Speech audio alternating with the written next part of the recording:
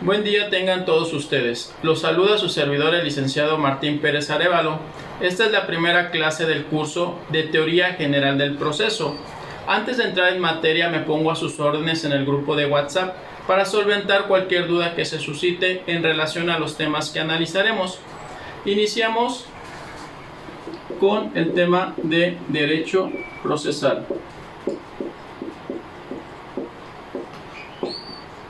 Algunos autores señalan que el derecho procesal nace como ciencia en Alemania, esto en 1857. Hay otros autores también que afirman que el derecho procesal como ciencia nació 10 años después, con la aparición del libro de las excepciones y los presupuestos procesales de Oskar von Bülow.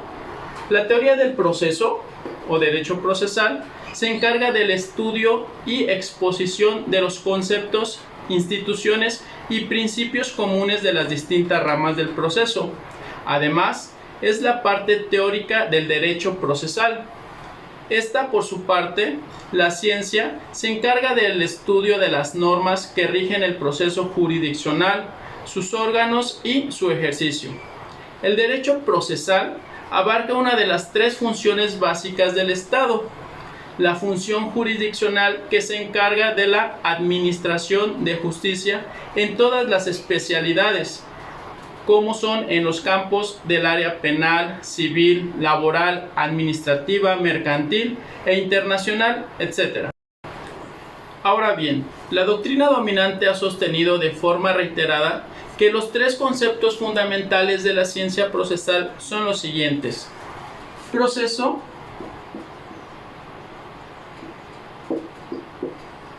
acción y jurisdicción.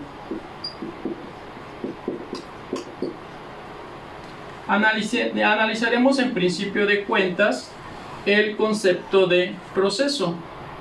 Para entender el concepto de proceso, primero debemos de conocer el litigio. El litigio forma parte en general de los fenómenos de la conflictiva social o sinergia social, pues es un choque de fuerzas, ¿sí?, contrarias, una de las características más importantes de toda la sociedad. Cuando dicho choque de fuerzas se mantiene en equilibrio, ¿sí?, el grupo social progresa o al menos se conserva estable. Pero cuando las fuerzas no se mantienen en equilibrio, el grupo social entrará en una crisis o se estancará.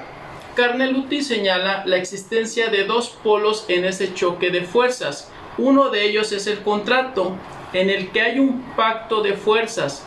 El otro es el delito, en el que el equilibrio de fuerzas se rompe. Contrato y delito representan pues los dos extremos del conflicto social.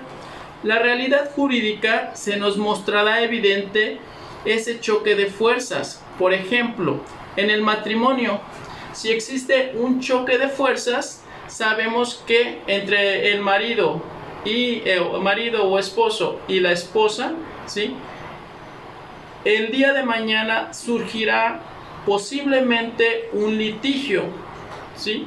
Y así también en la compraventa entre el comprador y el vendedor se suscita un choque de fuerzas. De la misma manera nacerá el litigio, ¿sí?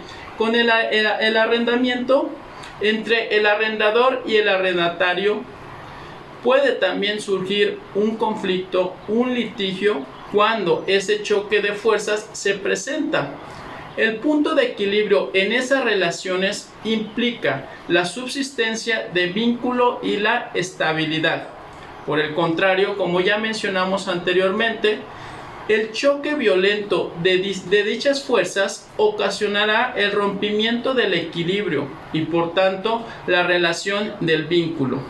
Carnelutti expresa al respecto que del litigio lo siguiente: llamó litigio al conflicto de intereses calificado a la pretensión de uno de los interesados y por la resistencia del otro, de tal suerte el proceso viene a ser un instrumento para solucionar ciertos tipos de conflictiva social.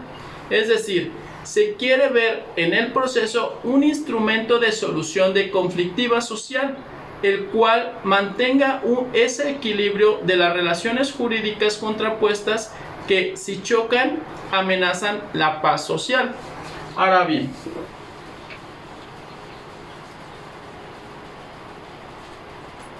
tenemos el choque de fuerza, choque de fuerzas contrarias, ¿sí? Da origen a lo que conocemos como litigio, ¿sí? Pero para que exista este choque de fuerzas entre las partes, debe de existir una pretensión. La pretensión es uno de los elementos necesarios para la existencia del litigio. Si no hay pretensión, no puede haber litigio. Carneluti nos da el concepto de la pretensión más aceptado dentro de la ciencia procesal. Así, la pretensión es la exigencia de la subordinación del interés ajeno al interés propio. Entonces, la pretensión es un querer, una voluntad, una intención exteriorizada para someter un interés ajeno a el interés propio. En torno a la pretensión, siendo un elemento de litigio, no siempre da nacimiento al mismo, porque donde hay sometimiento a la pretensión, el litigio no nace. La pretensión no siempre presupone la existencia de un derecho, y además, por otra parte, también puede existir el derecho sin que exista la pretensión, y consecuentemente puede también haber pretensión sin que exista el derecho, por medios extraprocesales o inclusive por medios procesales. Algunas veces se logra satisfacer pretensiones sin tener derechos. Existen varios medios para hacer valer la pretensión. Estos pueden ser legales, como los ruegos o algunas presiones, pero también pueden ser de otro género. Por ejemplo, las amenazas, la fuerza, que colocan a estos medios en el campo de lo ilegal. Entendemos ahora un choque de fuerzas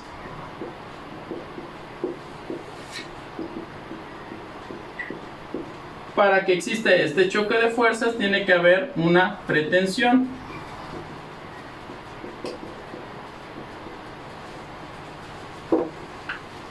Posterior a que existe este choque de fuerzas, pasamos a la contienda, al litigio. Pero para solucionar este litigio vamos a recurrir al proceso. El proceso es el medio por el cual se le va a dar solución al litigio, ¿sí? Ese litigio se originó por un choque de fuerzas. Ese choque de fuerzas fue originado por una pretensión, ¿sí? Ahora pasaremos al siguiente elemento, que es la acción. La acción es un medio para llevar la pretensión hacia el proceso, es decir, de introducir la pretensión en el campo de lo procesal. Entendemos por acción el derecho, la potestad, la facultad o actividad mediante la cual un sujeto de derecho provoca la función jurisdiccional. Para llegar al proceso necesitamos de la acción, ¿sí? En la doctrina encontramos varias ideas y conceptos en relación a la acción. Lo importante es dejar asentado la acción como la que provoca la función jurisdiccional del Estado. Siempre que aparezca la acción, irá precedida de una pretensión, o no puede haber acción si no está antecedida por la pretensión, porque quien acciona lo hace en función de una pretensión, y por ello la acción es la llave que abre el proceso a la pretensión. De todo lo anterior concluimos que sin pretensión no puede haber acción y sin acción no puede haber proceso. La acción es entonces la llave que abre el litigio y a la misma pretensión el proceso. Es decir, el proceso presupone la existencia de la acción, pero la acción a su vez está fundada en la existencia de una pretensión resistida, o lo que es lo mismo, en la existencia de un litigio. Entendemos ahora que la acción va a accionar lo que es al órgano jurisdiccional. Vamos a promover nosotros o a iniciar nuestro proceso.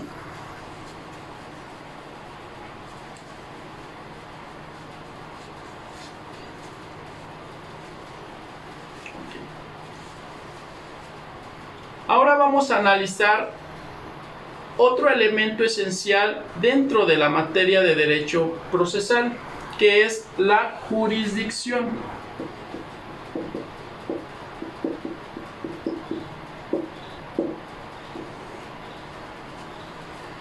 Es una función soberana del Estado realizada a través de una serie de actos que están proyectados o encaminados a la solución de un litigio o controversia mediante la aplicación de una ley general a ese caso concreto controvertido para solucionarlo o dirimirlo. Es conveniente aclarar que la jurisdicción está comprendida dentro del proceso porque no puede haber proceso sin jurisdicción, como no puede haber jurisdicción sin acción. A la jurisdicción y a la acción no se les puede pensar la una sin la otra, porque la acción aislada no puede darse y la jurisdicción no se concibe sino en virtud del acto provocatorio de la misma, que es precisamente la acción. Es importante destacar que el concepto de la jurisdicción no solo pertenece a la ciencia procesal, sino también a la teoría del Estado y al derecho constitucional. En nuestra definición, la jurisdicción es una función soberana del Estado, y con ello tomamos aquí dos conceptos manejados por la teoría del Estado: el concepto de Estado y soberanía. La competencia. El tema de la competencia no es exclusivo del derecho procesal, sino que remite a todo del derecho público. Por lo tanto, en sentido lato, la competencia se define como el ámbito, la esfera o el campo dentro del cual un órgano de autoridad puede desempeñar válidamente sus atribuciones y funciones.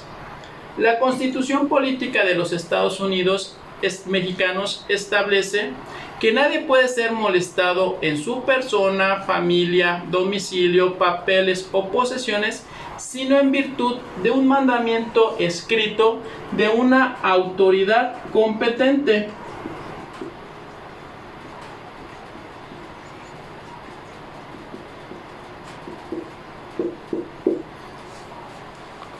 Esta referencia a la autoridad competente engloba a cualquiera de sus tipos, ya sea autoridad competente legislativa, administrativa,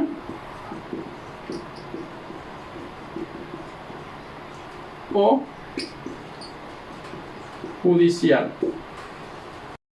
El gobernado tiene el derecho de que los actos de molestia para él deben provenir siempre de una autoridad competente, una que debe actuar en ese ámbito, esfera o campo dentro del cual puede desarrollar válidamente sus atribuciones y funciones.